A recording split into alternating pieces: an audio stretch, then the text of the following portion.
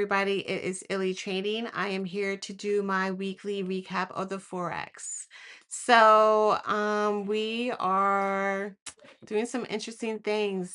I really like to see this chart. This chart looks mad crazy, but I actually really love it. This is my favorite Japan 225. Here we are in the current downtrend, a nice strong downtrend here, right? We have definitely broken some. Actually, we did not break this lower low here at 62,315. We are still on a downward trend. I am still bearish on the indices, which is also Japan 225. It's one of the major indices, obviously. I am looking for it to actually tap this gold box here. I am not sure why I have this box here, but it is there for a reason. So I know I left it there for a reason. And I say that every video, but it is there. I don't know why it's there, but it's there and I know it's important. So let's just go with that. But still kind of bearish on this. That's pretty much what I got to say on Japan. I would be interested. I'm wondering if we're going to open. Look at this beautiful support right here. It's beautiful. Let me blow in for y'all so y'all can always see what I'm talking about. This right here. So this is how I would play this play on the Forex. I would if I wasn't already in this play, if it didn't get me, like let's say I'm away, I would put my my set limit here for it to open up when they open up to catch me on the way down, because I do feel like this will be a gap down to this area here, at least if not all the way to this gold area here, then at least to 63,100. No, I'm sorry, 62,680. That's what I would be doing, because that to me that's a perfect support area for me to set up my set limit, because sometimes I don't have time to wait for it to get to the area of interest. So I just put my set limit down and then make sure I have my stop loss and my take profit in play and then just ride that down, because I'm a support and a resistance girl as well as a trend line girl. So I like to see things broken, that way it confirms in my head that's the confluence for me to continue the trade. So that is Japan 225. This here is NASDAQ. We are in a still on the downside. As you can see, this is very similar to Japan 225, just not as extreme with the wicks and candles, but we are still downtrending here. I can add another trend line here actually. Down we go. And we're going to do red. Perfect. So we're going to continue going down.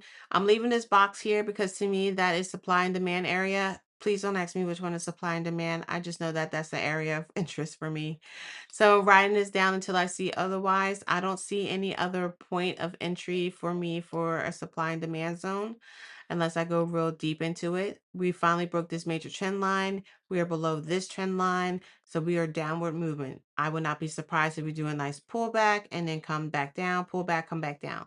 But for me, this is bearish territory. Your girl is happy, super, super happy, and can't wait. I have this thick line, so I'm assuming that this is the probably the 50.5 area. Let's see. Let's do it real quick. I know it's a bunch of lines, but believe me, they all mean something. Yep, this is that thick area is the 0.5, as well as, let me make this one thicker too. This one is with 0.61. Make that a 3.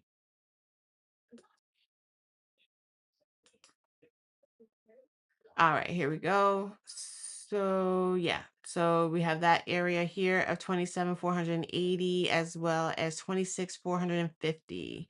So I would definitely love to ride this all the way down to this area and wait for a reversal to pull back to see if we're going to take out these previous high or continue downward to this area box here. This to me is another, I don't know, supply and demand zone. Like I said, don't ask me which one is which. I just know it's major interest. I just know that there's money sitting there. That's what I do know. All right. I know it's crazy. I know it's absolutely crazy, but it actually works, because it actually makes a lot of sense, especially if you're a visual person. A lot of this will make a lot of sense for you as you practice more and more with it. So I'm going to bring that over because that to me is a major zone, because that's where we sold off to. come up, and we didn't even come back to tap this at all. We just continue to go down and sell, go down, condo, keep going down. All right, so that's Nasdaq. Of course, I'm bearish on it. I'm bearish on everything. Next one is SPY. SPY is here. This to me is another order block or supply and demand zone. SPY has been pretty choppy for me. I don't particularly care for the choppiness, but it is what it is. Here, right here is a major support line for me at 7,430 area. As you can see, we finally broke through, teeter totter back here to come through, break through and come back down. I am expecting a gap down for continuation downwards. I will be looking for obviously TP at 7,360 as well as 7,300. It could be even lower, but I am looking for that to be hopefully where we're going. I could absolutely be wrong because we took out this low here, but we did not take out that low here. So if we are not taking out this low at 7,300, then we're going to be going back up. But I do think it is correction time because we are overbought. That is SPY.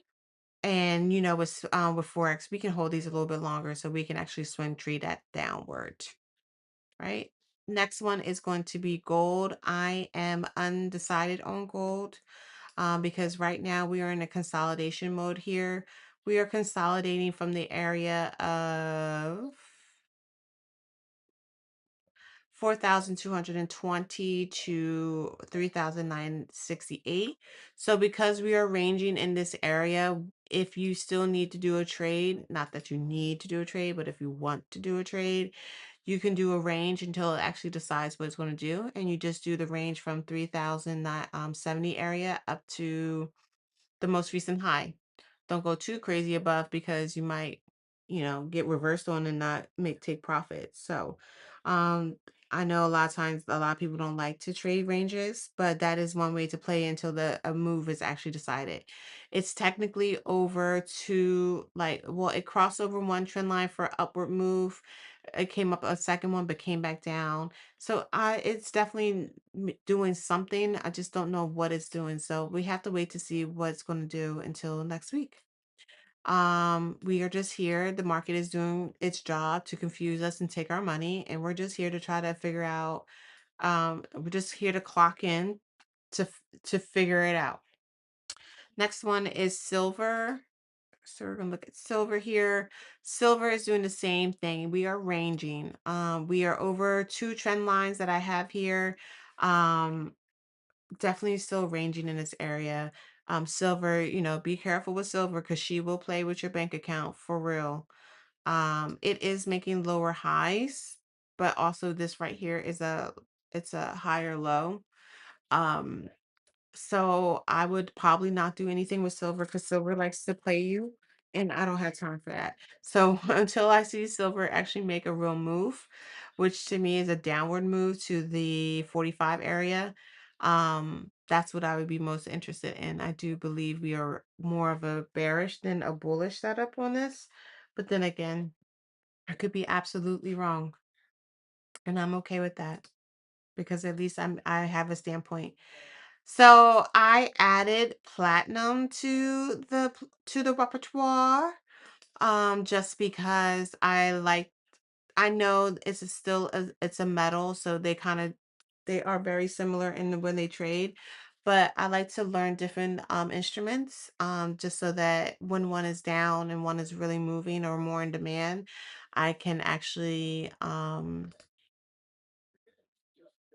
always have a Rolodex of instruments. Um, and plus it's good to learn other things. You might actually fall in love with something else when you go outside the box. I just know for me, I do not like the currency pairs. They move too slow for me. Too slow. I don't like them and they just sometimes don't make any sense to me. So here we have it. Excuse me. We have crossing over this trend line for a bearish signal, as well as tapping on the second trend line for bearish. And the reason why I'm bearish too is because we're not making any higher highs. Um, and we are below some lines here. Um, Not too sure. It's definitely ranging, so I won't be making any major moves on it unless I'm going to play a range move.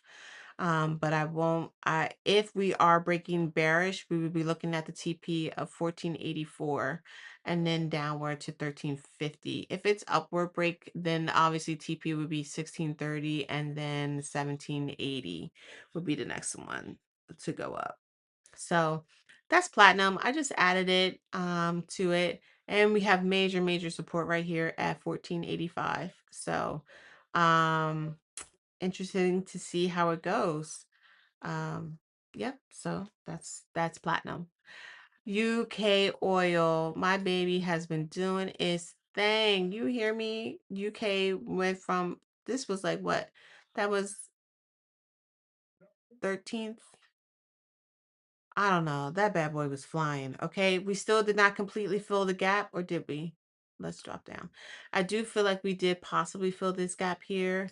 Let me go over here. Oh, we may not have completely. Okay. So we still have a gap to fill, to be completely filled, but we did do a good bite at it to take care of it. And as you can see, we bounced off that trend line again, and now we are moving on up. So if we can close this gap, I would be interested to see if we're going to do a pullback, try to come up and not make the higher high, and then start to fall back off, because now we have a new gap down here in the 70s. If the tensions in Hamas, Strait of Hamas changes, that it lightens up, we will start to sell off, because gold is only running like this because of the major conflict that we have overseas. So be careful. If everything starts, tensions start to like not be as rough, we will start to see a downward trend. That's UK oil, which is still very similar to US oil, but US oil technically did not have any gaps. So I did not know what our target was. But as you can see here, we were still quite bullish all the way through. Okay, so we came here, sold off, we did a bounce, and we're going back up. So I'd like to see what we do in this area right here. If we're going to take this higher high and continue up, or if we're going to take this, like come up here and then start to sell back off. Again, we have the gap like we did just on UK oil. We also have the gap right here. All right.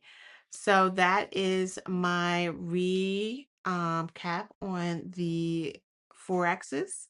We covered Japan and NAS, SPY, gold, silver, platinum, UK oil, and regular oil. So that's a lot of choices to go through if you're not familiar with any. If you guys like my recaps and you'd like me to go over any of the currencies, I will. I will not trade them, but I will go over them. I really do like kind of recapping them and charting them and kind of going over things. So please subscribe, leave a like, and all the things above. And I'll see you guys on the charts. See you later.